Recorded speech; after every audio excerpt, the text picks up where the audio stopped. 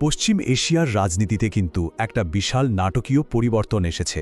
ইয়েমেনের যুদ্ধক্ষেত্রে দুই মিত্রদেশ সৌদি আরব আর সংযুক্ত আরব আমিরাত এখন একে অপরের বিরুদ্ধে সরাসরি সংঘাতে নেমেছে, যা এক সময় ছিল একটা যৌথ সামরিক অভিযান, তা এখন এক জ্বলন্ত মৈত্রীতে পরিণত হয়েছে।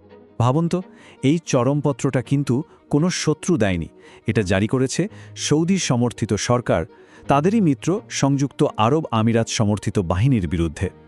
এই একটা বাক্যই যেন দুই দেশের মধ্যকার গভীর ফাটলটাকে সবার সামনে নিয়ে এসেছে।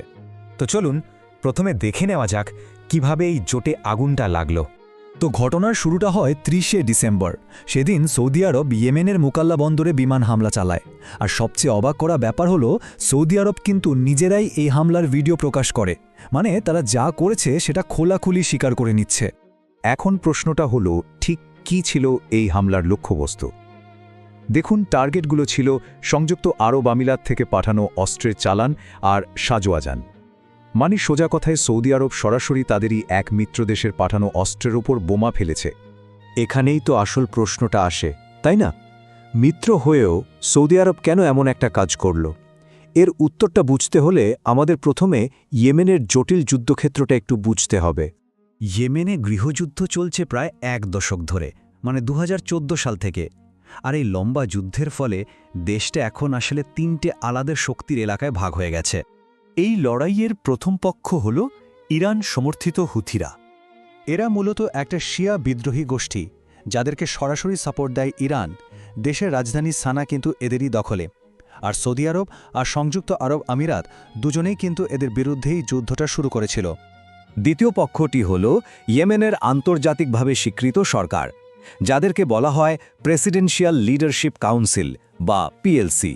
এই পিএলসিকেই কিন্তু গোটা বিশ্ব ইয়েমেনের আসল সরকার হিসেবে স্বীকৃতি দেয়।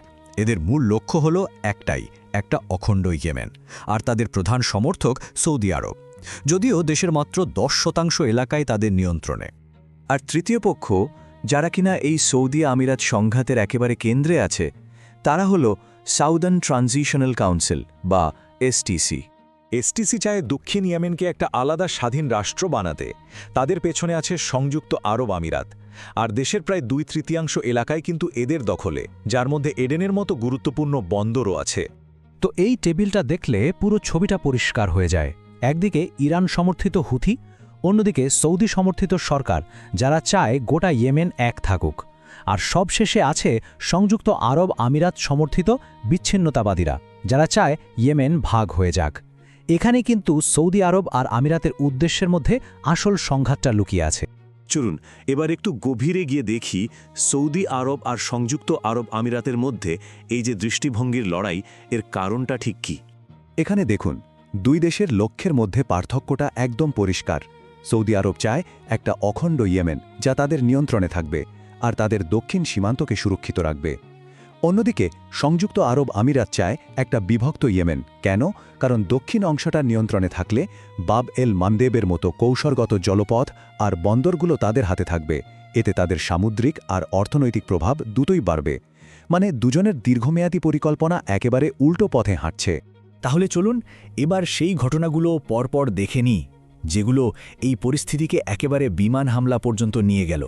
ডিসেম্বরের শুরুতেই আমিরাত সমর্থিত এসটিসি বাহিনী সৌদি সমর্থিত সরকারি বাহিনীর এলাকা দখল করা শুরু করল। এর জবাবে সৌদি আরব তাদের সরাসরি ওয়ার্নিং দেয় সরে যাওয়ার জন্য, কিন্তু এসটিসি সেই কথায় কান দেয়নি। এর ঠিক পরেই ২৭-২৮ ডিসেম্বর আমিরাত থেকে জাহাজে করে বিশাল এক অস্ত্রের চালান এসে পৌঁছায় মুকাল্লা বন্দরে। আর এর ফল যা হওয়ার তাই হল। ৩০শে ডিসেম্বর সৌদি আরব সেই অস্ত্রের চালানের ওপরই হামলা চালিয়ে দিল।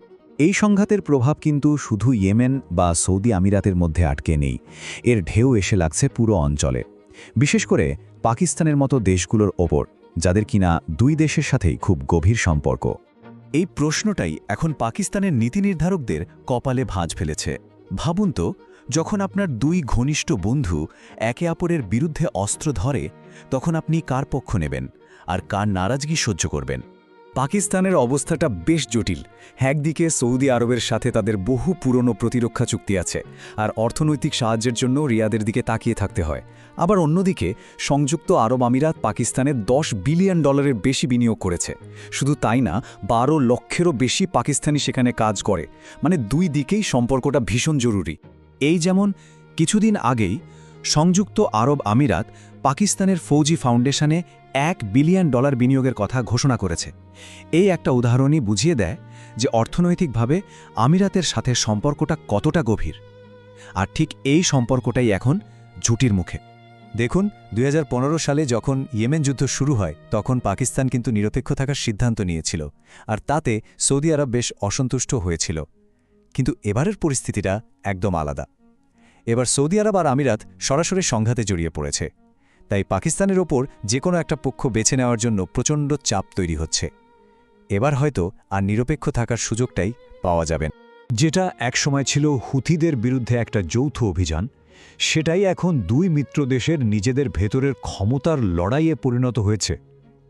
এই যে একটা জোট ভেঙে গেল, একটা প্রক্সি যুদ্ধ এখন নিজেদের দিকেই ঘুরে গেল, এটা কি তাহলে মধ্যপ্রাচ্যে ক্ষমতার ভারসাম্যের এক নতুন অধ্যায়ের সূচনা? উত্তরটা হয়তো সময়ই বলে দেবে।